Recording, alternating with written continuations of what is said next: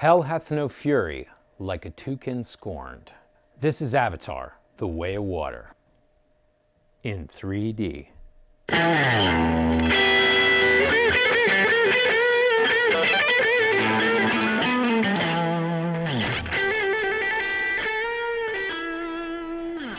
Hey film friends, I'm Nick Furman.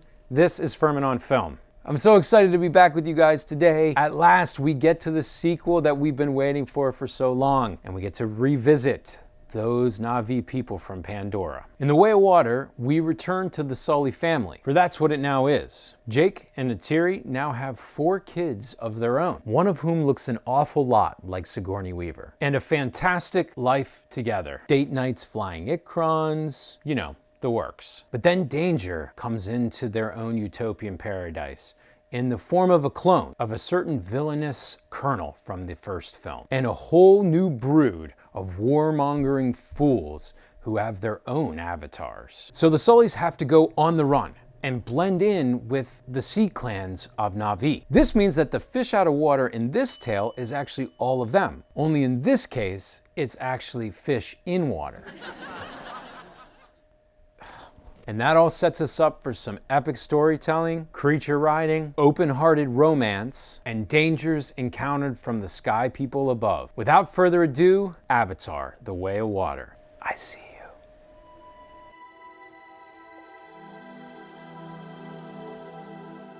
You know, I had to think to myself as I sat down to watch this in the IMAX 3D theater, how excited was I really? You know, how much did I want to be rejoining this world of Pandora? If you've seen our other 2 videos where we ranked all of the other Cameron films from 8 to 1, then you know that there are a lot of other worlds and stories that he explored that I happen to like a lot more. So truthfully, I was just wondering how I would feel about the fact that this man has chosen to spend 10 years in this imagined solar world and plans to, it would appear, spend another 10 to 15 more with 3 more sequels coming. However, you know, there's an old saying that says if you're gonna do anything, then make sure you do it right. And old James Cameron seems to take that very much to heart, because it turns out that you can build an incredible, immersive, remarkable world if you have the time and endless resources and money. And that is exactly what Big Jim has got.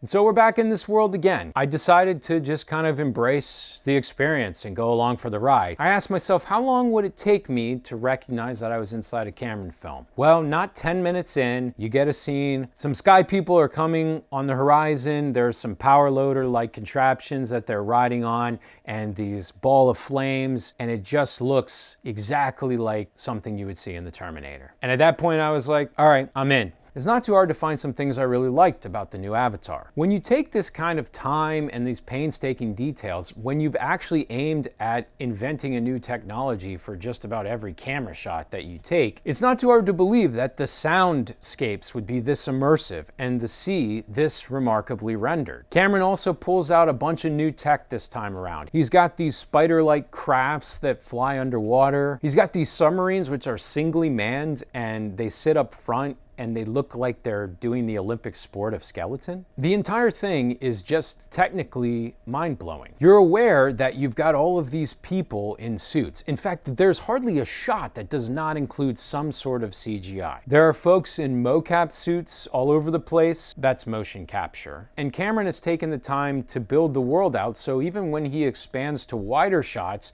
the way the sea moves and the breeze and the air, it all just rings true to life. Now, I don't always go to the theater myself, but in this case, I would highly recommend seeing it in 3D, in IMAX if you can get to a theater like that, because the entire experience is mesmerizing for all 5 senses. Now let me tell you something else that you probably know. The final hour of this one is sick. We've come to expect this from the Cameron films as we talk through our videos together. A lot of exposition and slow storytelling in the first hour kind of gives way to a final battle sequence which is generally remarkable. And I've got to say, seeing this in 3D IMAX, that final assault of the ship, and they're riding in on these creatures and bows and arrows and guns, and it's just all of these different styles of combat clashing and rubbing against each other and forming this remarkable picture. You know, I think that's one of the things that is a particular genius of Cameron's. If you look at the real way that action films are sort of staged and shot logically, they're often very incoherent. And yet here you have whole battles with 30 plus players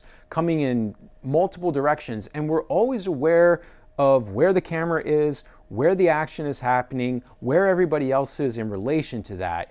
Just his balance in this entrancing experience is remarkable. Let's talk about Zoe Saldana. She is all fire and ice. Fiercely loyal to her family, tender-hearted to her own children, but can let out a war cry and use that bow and arrow like the best of them. I just find her performance to be of a higher caliber than so many other players in this drama. Listen, the tech is definitely the best thing to recommend this. The visuals, the sounds, all the things we've been discussing. But I have to give kudos to Cameron this time around.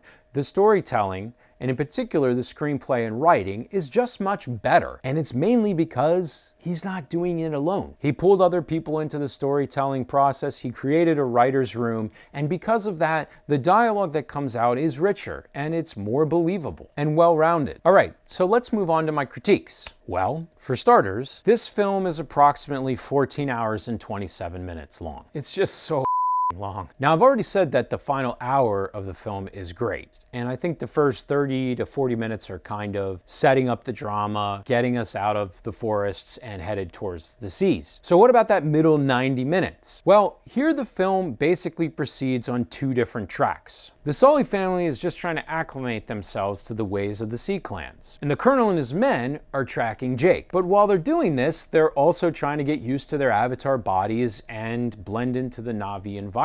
And so basically, after about 30 minutes in this place, I stopped kind of critiquing the length, and I just sort of realized that Cameron was just sort of playing with his toys. He was just letting us play in this world. It was kind of a hangout picture, the likes of which I've never seen. So let me just hit a few other smaller nitpicks quickly. The first has to do with the Na'vi and rules about breathing underwater. This one really fooled me, guys. I mean, there are times when it seems like they could go forever, and others where it seems like they're knocked out, and then maybe they're dead, but not really dead. And so just what are the rules about how long you can be underwater? Now, the film does try to show this scene about slowing down our breathing and being calm. Breathe from the inside. But when it gets to the third act and the drama really heightens and all of the thriller aspects sort of ratchet up, it just becomes unclear what could really kill these people and how they actually interact with water. My other criticism has to do with the character of Spider. I mean, I liked him. If you watched our other videos about Cameron, Spider is this film's Newt from Aliens. In other words, a kid who's left behind and is just trying to fit in with the ways of the dominant culture around him. But here, I think Cameron is trying to be clever because of who Spider's parents are, but really he just ends up creating a character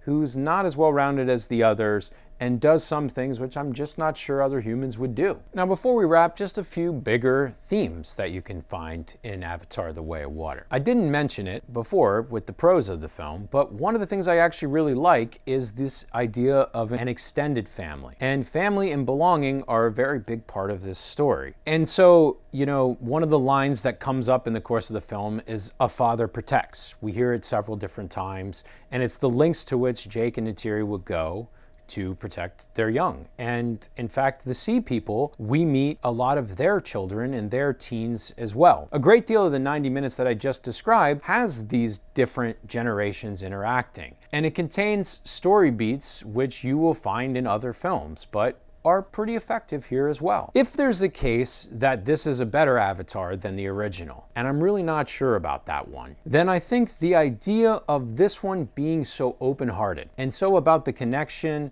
between family members, the loyalty, the kinship ties, and the lengths that we would go to protect the ones we love. It's a very emotional story, and there are several beats where this one stops and lets us feel the ordeals that these characters are going through, the highs and the lows. Sullys stick together. Now, of course, this is Cameron and the Avatar universe, so ecological themes run through this story as well. This time around, it seems to be stop whale hunting or seeking to mine profits from the natural environment. But I think the larger discussion is about protecting our oceans. And so I'll share this quote, which Cameron makes it a point to give to the audience 2 different times in the course of the film's runtime. The way of water has no beginning and no end. The sea is around you and in you. The sea is your home, before your birth and after your death. Our hearts beat in the womb of the world. Our breath burns in the shadows of the deep. The sea gives and the sea takes. Water connects all things. Life to death, darkness to light. Oh, thank you. Okay.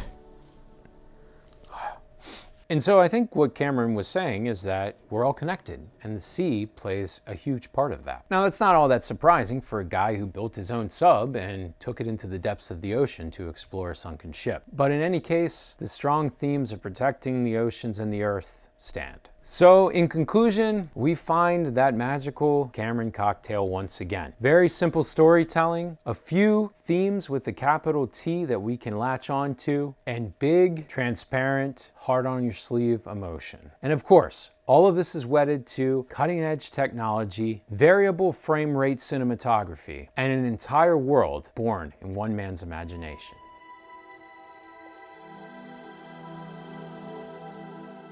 Well, there you have it. Avatar: The Way of Water. All that remains to be discussed is what we gave this as a score. The FOF rating on this one is 3.8 out of 5 stars. Have you seen it? Did you drive to the IMAX and see it in 3D? How do you feel about this movie? Comment below and let us know what your rating was for Avatar: The Way of Water. And please don't forget to head on over to FurmanOnFilm.com, where new reviews are released regularly. As always, if you enjoyed this review and would like to see more, please like and subscribe. I'm Nick Furman. This is Furman on Film. Stay firm, my friends.